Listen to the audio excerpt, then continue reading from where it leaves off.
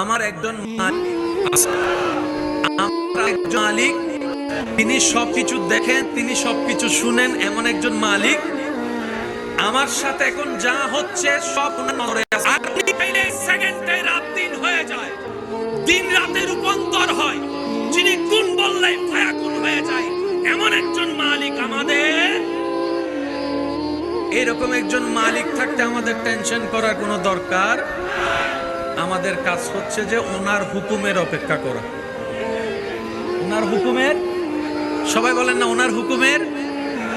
উনি যাই দিবেন সেটাই খুশি মনে আমরা আপন করে নিব। অধৈর্য অস্থির হব না। চিৎকার দিয়ে বলেন ইনশাআল্লাহ, আরো জোরে বলেন ইনশাআল্লাহ। মনে রাখবেন, ধৈর্য এমন একটা নিয়ামত যেটার ফল আসবেই। ধৈর্যের ফল এটা আপনার চাচা জেঠা কাকা মামা যতই যারাই অত্যাচার করুক না কেন,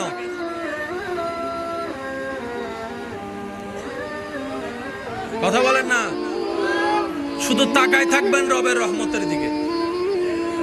বিশ্বাস করেন ভাই, আপনার জন্য পৃথিবীর সবাই যদি দরজা বন্ধ করে দেয়, 100টা দরজা যদি বন্ধ হয়, রাস্তা বন্ধ হয়, লিখে রাখেন 1000টা দরজা রাস্তা আপনার আল্লাহ আপনার জন্য খুলে দিবেই দিবে। আমি আপনার এলাকা সম্পর্কে তেমন ভালো জানি না, সবাইকে আমি চিনি না, তবে আমি বলছি আপনারা একটু মিলাই দেখেন। এই এলাকায় এমনও কিছু বর্তমানে দনওয়ালা মানুষ আছে যারা একসময় বাতের বাতও পায়নি। নাই মনে হয় নাই।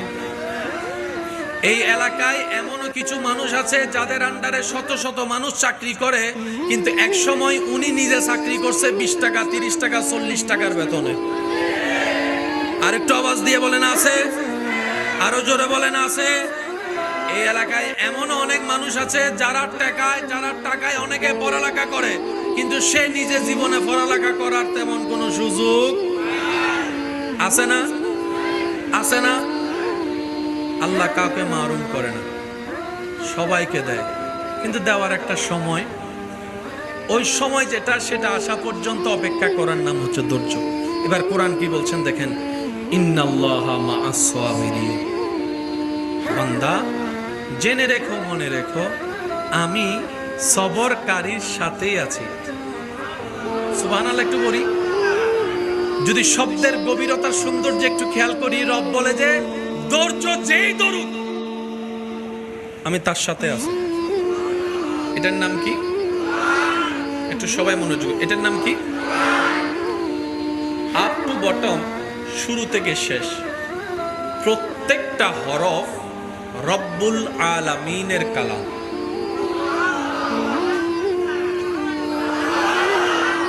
যুবকরা এমন ভাবে সুবহানাল্লাহর আওয়াজ বলেন যেন মুরব্বীদের কষ্ট করে আর আওয়াজ করতে না হয়। যুবকদের আওয়াজ একবার বলেন তো দেখি সুবহানাল্লাহ। এই কোরআনের প্রত্যেকটি হরফ রবের কালাম। আমরা জানি অনেক কিছু, বুঝতে পারি না বলে উপলব্ধি হয় না। বুঝতে পারি না বলে উপলব্ধি। ভালোবাসার মানুষের দেওয়া মেসেজ চিঠির যত আন্তরিকতা, আকর্ষণ, ভালোবাসা থাকে, লেখাটা পড়ার জন্য,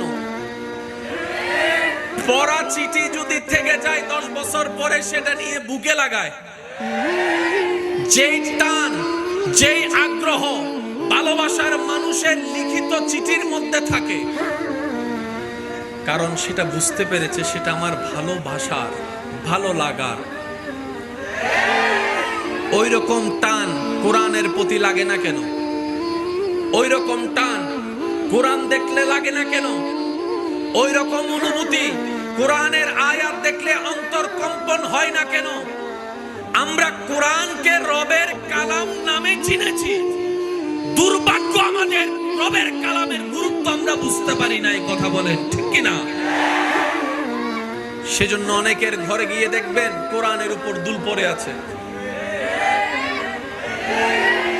একমত হলে বুঝে বুঝে উত্তর দেন, ঠিক না বে ঠিক? অনেকের ঘরে এমনও আছে কোরআনটা মাসের পর মাস পড়ে আছে, কেউ পড়া তো দূরের কথা, স্পর্শ পর্যন্ত করার সময় হয় না। অথচ এই কোরআনের রব্বুল আলামিন এমন ভাবে সজ্জিত করে দিয়েছেন, তিবিয়ানুল লিকুল্লি শাই। এই কোরআনকে আল্লাহ তাআলা এমন ভাবে সাজিয়ে দিয়েছেন, যালিকাল কিতাব লা রাইবা ফি।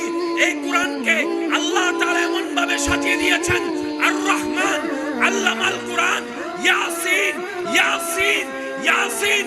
রব বলে কোরআনকে যদি ধরে রাখতে পারো, নবীর প্রেমকে সাথে নিয়ে আমি আল্লাহ কোরআনকে সাজিয়ে দিয়েছি এমন সুসজ্জিত ভাবে, পৃথিবীর সবাই সব প্রশ্নের মধ্যে গিয়ে আটকায় গেল, কোরআন যারা বহন করবে তারা কখনো আটকাই থাকবে না। চিৎকার দিয়ে বলেন সুবহান।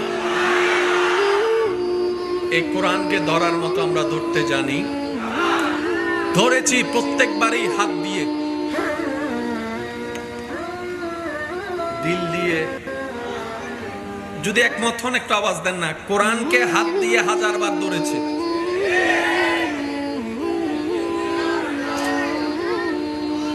ব্যর্থতা আমাদের ওই জায়গায়। এবার আসেন, জগৎ বিখ্যাত পাওয়ারফুল ব্যক্তি যার কাছে থাকে, তার এলাকায় এসে মুখ ফুলাই চলে, সনহরার মাটিতে তার পা পড়ে না। তার কোটিপতি, সে কোটিপতি নয়, কিন্তু ওই লিডারের সাথে থাকতে থাকতে, আওয়াজ দেন না রে ভাই, সে অবিশিষ্ট দানবীর হয়ে যায়। মানুষের পকেট থেকে নিয়ে মানুষকে দান করে, অর্জন করে, কামাই না। কথা বলেন ঠিক কিনা? যে জায়গায় মুসলমানের রব হচ্ছেন এমন একজন, যিনি খালিক, যিনি মালিক, যিনি রহমান, যিনি রহিম, যিনি সত্তার, যিনি গফফার, যিনি জুল জালালে ওয়াল ইকরাম, এমন একজন রব যে মুসলমানের রাহমাতুল লিল আলামিন, নবী জগতের নক্ষত্র। সুবহানাল্লাহ বলতে থাকে। যাদের আমার মতো গুনার পাল্লা ভারী, সওয়াবের পাল্লা কম, তারা জোরে জোরে বলতে থাকেন সুবহানাল্লাহ। এমন একজন নবী পেয়েছি যিনি নবী জগতের উজ্জ্বল নক্ষত্র। এমন একজন নবী পেয়েছি যিনি নবী জগতের মধ্যে রাজ মুকুট। যেমন একজন নবী পেয়েছি যিনি হাবিবুল্লাহ, যিনি রাহমাতুল লিল আলামিন, যিনি রাউফুর রহিম, যিনি ইমামুল মুরসালিন, যিনি খাতামান নবীন, যার বেড়াতে যাওয়াটা হয় মেরাজ। নবীর উম্মতের আওয়াজ লাগবে, আরো জোরে বলেন সুবহানাল্লাহ। যার বেড়াতে যাওয়াটাই মেরাজ, যার বাহনটা হয়ে যায় বোরাক, যার বাহন হয়ে যায় বোরাক, যার ঘুরতে যাওয়া কদম রাখা হয়ে যায় জান্নাত। এইরকম একজন নবী পেলাম, ওই রকম একজন রব পেলাম, এরকম একটা কিতাব পেলাম। এত কিছু শ্রেষ্ঠ পাওয়ার পরে পিছনে কেন আমরা? প্রশ্নটা যদি নিজেকে একবার করি, উত্তরটা আসবেই এটা। রবকে পেয়েছো, কিন্তু লালন ধারণ করার মতো ধারণ করতে আমরা জানিনি। নবী আমরা পেয়েছি শ্রেষ্ঠ, কিন্তু নেওয়ার মতো নিতে জানিনি আদর্শ। কোরআন পেয়েছি আমরা সত্য, কিন্তু বুকে ধারণ করার মতো ধারণ আমরা করতে জানিনি। ইসলাম ধর্ম পেয়েছি শ্রেষ্ঠ, কিন্তু মানার মতো মানতে আমি, আপনি, আমরা কেউ পারিনি। ব্যর্থতা আসলে আমাদের কারণে, নিজের পায়ে নিজে আমরা কুড়াল মেরে দিয়েছি। কথা বলেন ঠিক কিনা? দোষ কার? এ আওয়াজ ছোড়ো কি? সাম্যতুন, ফিজনতুন, ডাইনেতুন, বামতুন, বেগুন, এগিয়ে আওয়াজে হংসে দোষ কার? দোষ কাদের? দোষ কাদের? ব্যর্থতা কাদের? কমতি কাদের? সব দোষের মূল না হয় রব আমাদেরকে কোনো কিছুতে কমতি দেয় নাই। বাঁচার জন্য কিডনি দরকার আছে, নিজের মধ্যে দেখেন আল্লাহ আপনাকে 2টা কিডনি দিয়েছে।